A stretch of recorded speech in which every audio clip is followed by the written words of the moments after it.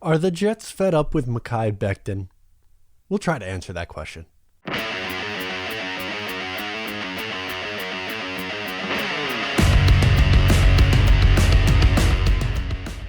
Hey, what's going on? I'm Matt O'Leary back with another video, and today I'll be talking about Tony Pauline saying the New York Jets are fed up with Mekhi Becton.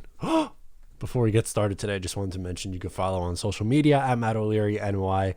If you haven't already, please make sure to subscribe to the Just Jets podcast wherever it is that you get your podcast. And you could also subscribe to the Just Jets Clips channel where I clip certain segments from the show. So, I don't know, if you don't want to sit through a whole episode, you could see some key highlights from each episode. And this video is brought to you by LinkedIn. These days, it could be hard to find and hire the right candidates for your small business. That's why LinkedIn Jobs made it easier to find the people that you want to talk to faster. And best of all, it's for free.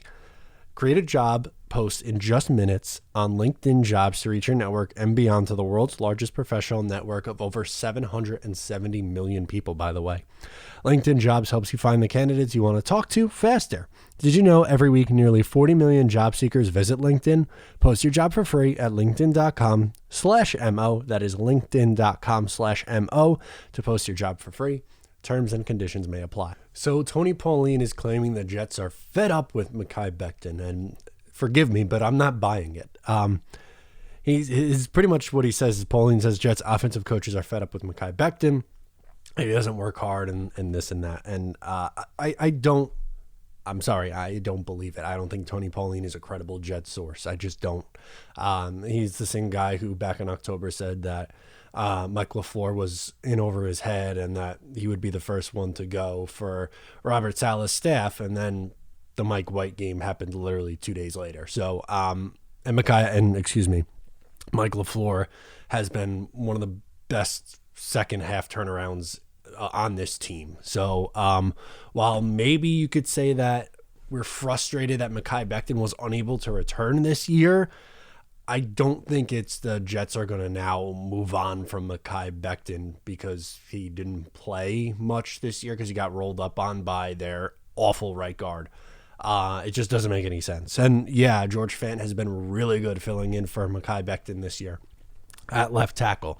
The only legitimate conversation that I think we could have here is if Mekhi plays left tackle or right tackle next year. And I am a believer that I think he would play left tackle, but that is a debate that at least I would be willing to have. The debate that the Jets are going to or should just give up on Mekhi Becton is just crazy to me. I don't believe that for a second that's even crossing the Jets' mind. Mekhi was really good last year, especially in the second half of the season. He really turned it around and was one of the better starting offensive tackles in the AFC last year, and probably the best rookie or one of the three best rookie offensive tackles in football last year. It's a shame he didn't get to play this year.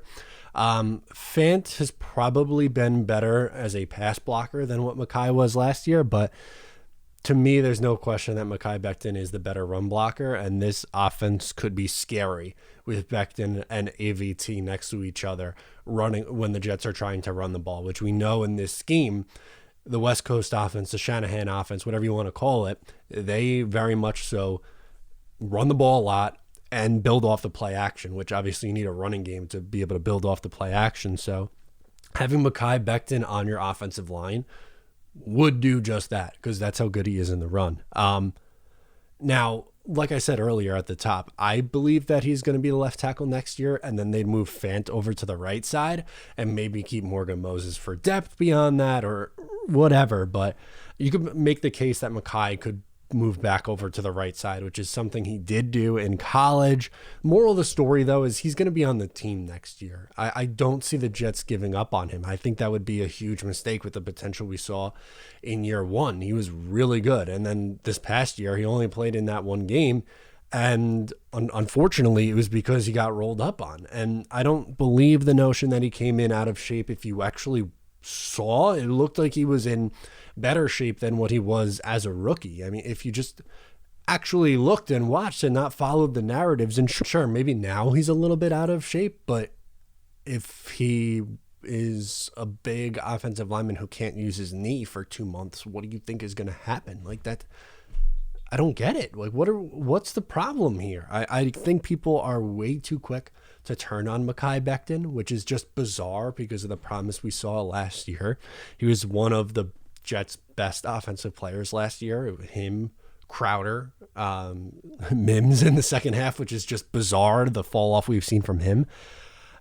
I don't get this one. I'm sorry, I don't. If you're on the move on from Mekhi Becton train, my guess is that you either A, don't like the general manager and are just trying to find a reason to say that he's bad, or B, you didn't like the pick to begin with, which again is a little bizarre because of the promise that he showed last year. It's just, it doesn't add up to me. So forgive me for not buying this one. Don't think we have to worry about Mekhi Becton not being on the Jets in 2022. Probably your best case scenario is have them both get looks at left tackle and see which one is performing better. What's the harm in that? I don't think there is any. So that's going to do it for me. Just think there's a non-story, but wanted to talk about it because I saw it swirling around Twitter, which is just funny. So let me know what you think in the comments or on social media. Thanks for tuning in. I'm Matt O'Leary, and I'll catch you next time.